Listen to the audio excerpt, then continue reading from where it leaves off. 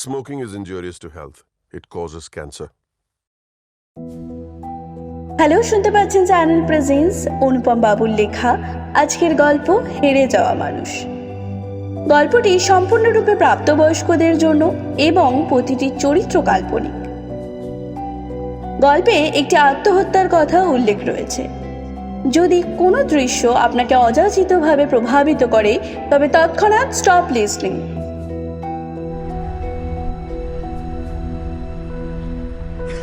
যে শহরে 100 টাকায় নারী দেহ পাওয়া যায় সেই শহরে নারীর জন্য কান্না করতে যাব কেন? ছেলেটার কথা শুনে একটু অবাক হলাম। ল্যাম্পপোস্টের হলুদ সোডিয়ামের আলোতে খেয়াল করলাম ছেলেটা চোখে জল আটকানোর বৃথা প্রচেষ্টা করছে। অর্ধ খাওয়া সিগারেটটা ছেলেটার দিকে এগিয়ে দিয়ে বললাম, টানার অভ্যাস আছে? ছেলেটা আমার হাত থেকে সিগারেটটা কেড়ে নিয়ে নিকোটিনের ধোঁয়া আকাশে ছাড়তে ছাড়তে বলল, মালিহার সাথে আমার 3 বছরের প্রেম, অথচ 15 দিনের পরিচয়ে সে অন্য একটা ছেলের সঙ্গে রাত কাটালো।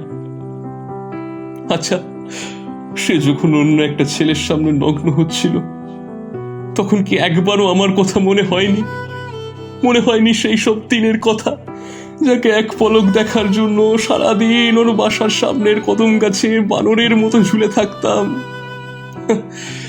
এলাকার মানুষজন তো আমার নামও দিয়েছিল কদম গাছের বান্দর। সেসব দিনের কথা ভাবলেও হাসি পায়। আচ্ছা, ছেলেটা যখন ওর উন্মুক্ত বুকে নাক ঘষছিল তখন তার একবারও মনে হয়নি আমার কথা? তার থেকে দূরে থাকতে হবে, হ্যাঁ শুধু তার থেকে দূরে থাকতে হবে বলে আমি ঢাকা বিশ্ববিদ্যালয়ে চান্স পেয়েও ভর্তি হইনি। ছেলেটা যখন লালসার চিহ্ন ওর সারা গায়ে এঁকে দিচ্ছিল তখন কি তার একবারও মনে হয়নি আমার কথা? আমার চুম্বন তো শুধু ওর কপালে আটকে ছিল, কখনো তো কপাল থেকে ঠোঁট অব্দি পৌঁছয়নি। তাহলে কি এটাই আমার ভুল ছিল? ছেলেটার প্রশ্নের কোনো উত্তর দিতে পারিনি। শুধু যাওয়ার সময় সিগারেটের প্যাকেটটা ছেলেটার হাতে দিয়ে বললাম, যদি পারো নিকোটিনের ধোঁয়ায় নিজের দুঃখগুলোকে উড়িয়ে দেওয়ার চেষ্টা করো। যদি কষ্টটা উড়িয়ে দিতে পারো তাহলে হয়তো বেঁচে যেতে পারো।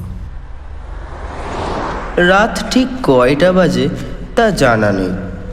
বাসা থেকে বের হওয়ার সময় ঘড়ি, ফোন কোনোটাই সঙ্গে আনিনি। দিনের বেলা হলে সূর্য দেখে বলে দেয়া যেত। ক্ষণিক আগে পিছনে ফেলে আসা ছেলেটা, সে হয়তো আর সিগারেটের সাথে নিজেও পুড়বে, বারবার চোখের জল মুছবে আর নিজেকেই বোঝাবে, যে শহরে 100 টাকা দিয়ে নারী দেহ পাওয়া যায় সেই শহরে নারীর জন্য কাঁদবো কেন? এক সময় হয়তো নিজেই নিজের কাছে হেরে যাবে। অনেকক্ষণ ধরে খেয়াল করছি একটা কুকুর আমার পিছন পিছন হাঁটছে। আমি কুকুরটাকে জিজ্ঞাসা করলাম, কি রে, তুই কি কোনো কুত্তির মায়াতে আটকেছিলি?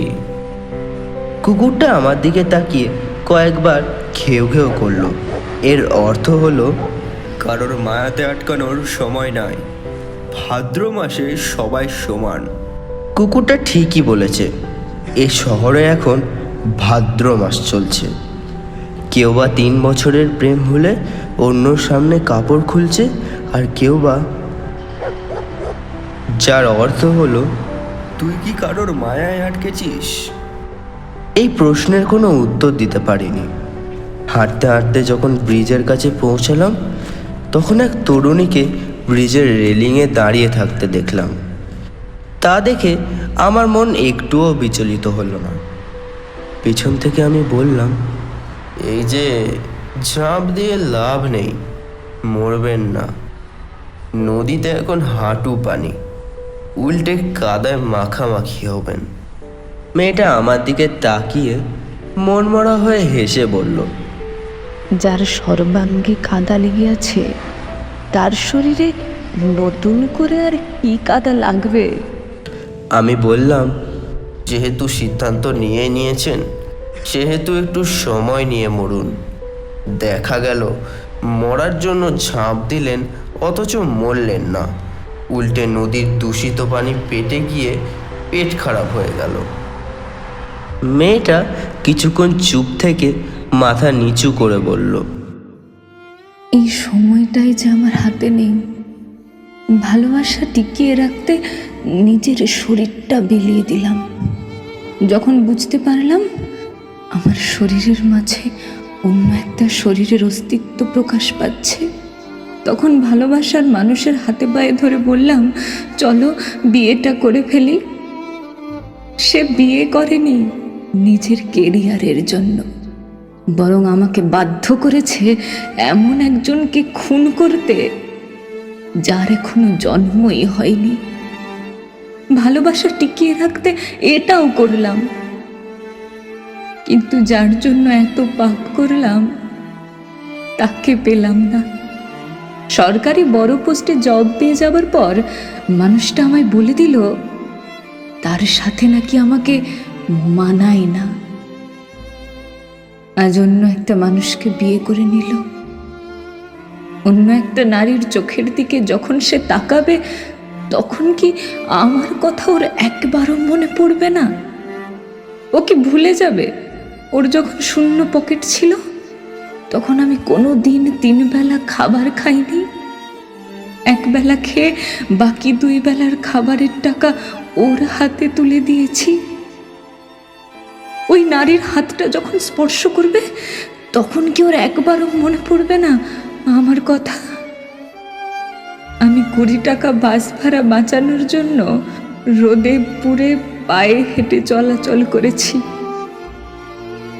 অন্য মেয়ের শাড়ির আঁচলটা যখনও সরাবে তখনও কি ভুলে যাবে আমি রং জ্বলে যাওয়া সালোয়ার কামিজ পরতাম শুধু ওর পরিহিত জামাটা রঙিন রাখার জন্য? আমি মেয়েটার প্রশ্নের কোনো জবাব দিতে পারিনি। শুধু যাবার আগে এটাই বললাম, সাঁতার না জানলে হাঁটু পানিতেও মৃত্যু হতে পারে। যদি সাঁতার জানেন তাহলে হয়তো বেঁচে যেতে পারেন। কুকুরটা এখনো আমার পিছন পিছন হাঁটছে। আমি কুকুরটাকে বললাম, তুই জানিস ছেলেটা সিগারেটের প্যাকেট শেষ করবার সাথে সাথে নিজের দেহ থেকেও নিজেকে বিসর্জন দিবে? চলে যাওয়ার জন্যই তো আমরা জন্মেছি, আমাদেরকে চলে যেতেই হবে। তুই এটা জানিস মেয়েটা সাঁতার জানার পরেও মারা যাবে? বেঁচে থাকার ইচ্ছা শক্তি ফুরিয়ে গেছে বলেই মেয়েটার মৃত্যু হবে। তুই এটা জানিস কিছুক্ষণ পর একটা চলন্ত গাড়ি এসে আমার দেহটাকে থেঁতলে দিয়ে যাবে? কুকুরটা এইবার নিশ্চুপ হয়ে আমার দিকে তাকিয়ে রইল। এবার মনে হলো কুকুরটা সত্যি সত্যি যেন কিছু বলতে চায়, কিন্তু বলবার ক্ষমতা নেই দেখে সে আর বলতে পারে না। যদি তার কথা বলার ক্ষমতা থাকতো তাহলে হয়তো সে বলতো, কেন কেন নিজেকে শেষ করে দিতে চাইছিস?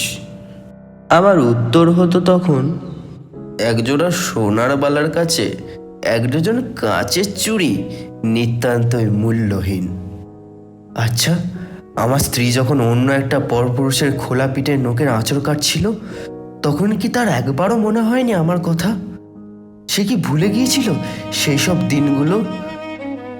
বাড়ি ফিরতি পথে প্রতিদিন আমি তার জন্য বুক পকেটে করে বেলি ফুলের মালা আনতাম, শাড়ির কুচিগুলো ঠিক করে দিয়ে তার বাঁকা টিপটা সোজা করে লাগানো, কিংবা মাঝরাতে দুজনের ঝুম বৃষ্টিতে ভেজা। আমার খুব কষ্ট হচ্ছে। ঝাপসা চোখে তাকিয়ে দেখলাম কাঁচের চুড়িগুলো রক্তে ভিজে গিয়েছে।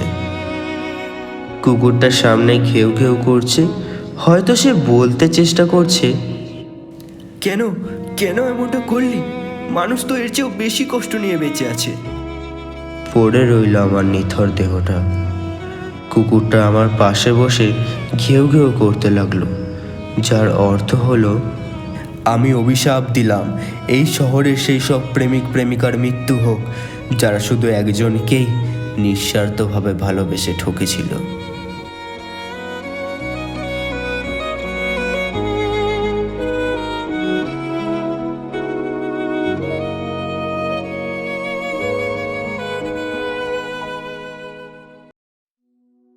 আপনারা এতক্ষণ শুনছিলেন, হালেও শুনতে পাচ্ছেন চ্যানেলের আজকের গল্প হেরে যাওয়া মানুষ।